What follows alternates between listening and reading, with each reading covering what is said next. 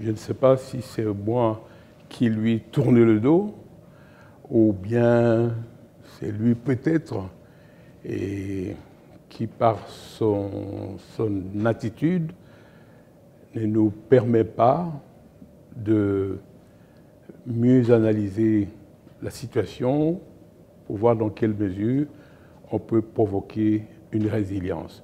Mais c'est tout simplement, déjà, dans le langage courant, on dit que les absents ont toujours tort.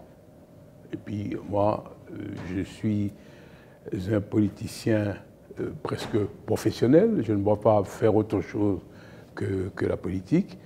Alors, à partir du moment où on boycotte le processus électoral, alors il faut en tirer les conséquences. Moi, je ne pense pas avoir été traître.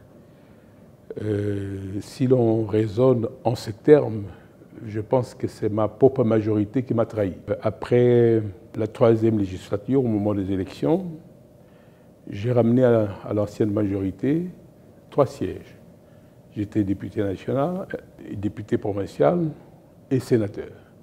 Mais enfin, quand on gouverne le pays, il y a une répartition des responsabilités en fonction du poids de chaque acteur politique. Mais j'ai l'impression que j'étais mis à l'écart. Donc c'est pour cette raison, effectivement, que j'ai décidé de prendre une certaine distance. Je voulais déjà rejoindre l'actuelle majorité, mais je ne voulais pas le faire à titre individuel. Je voulais venir dans le cadre d'une équipe, autrement dit dans le cadre d'une formation politique. Et vous savez très bien que j'étais quand même pendant 7 mois, avant la dislocation de cette coalition qui était précédemment en train de gouverner le pays, j'étais le ministre des Affaires étrangères de l'actuel président. Sur le plan idéologique, je suis resté le même. Moi, je suis social-démocrate. Et d'ailleurs, c'est sur ce plan que nous avions voulu créer une synergie entre le président de la République actuelle et le PPRD à l'époque, parce que nous étions tous des sociaux-démocrates. Alors,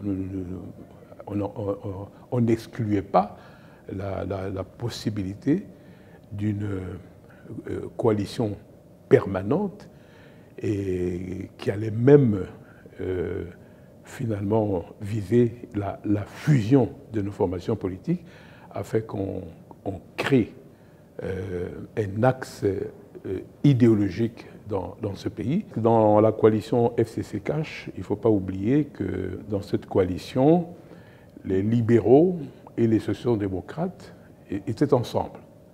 Mais ici, c'était une entente entre le PPRD et l'UDPS.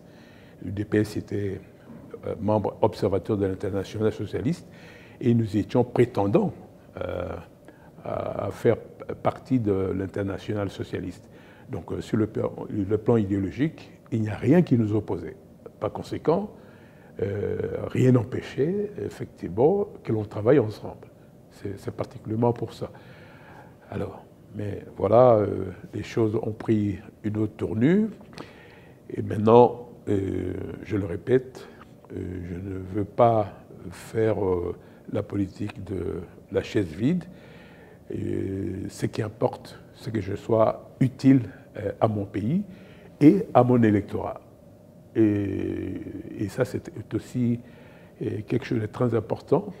Mon électorat ne m'aurait jamais pardonné si j'étais resté à l'écart.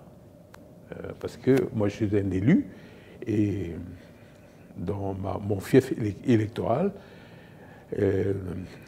on tenait absolument à ce que je travaille avec l'actuel chef de l'État, avec qui, en tout cas, on a une convergence sur le plan idéologique, et c'est d'autant plus que les portes étaient déjà ouvertes parce que j'étais parmi les seuls membres de l'ancienne majorité avec lesquels il a tenu à entrer en contact pour trouver une manière de coopérer entre notre parti et l'UDPS.